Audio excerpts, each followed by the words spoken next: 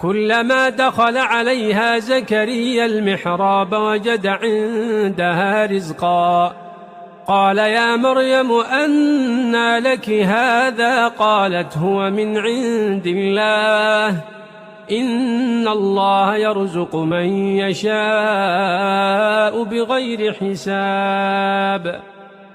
هنالك دعا زكريا ربه قال رب هب لي من لدنك ذرية طيبة إنك سميع الدعاء فنادته الملائكة وهو قائم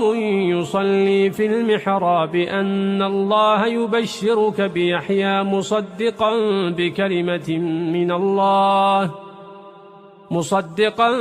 بكلمة من الله وسيدا وحصورا ونبيا من الصالحين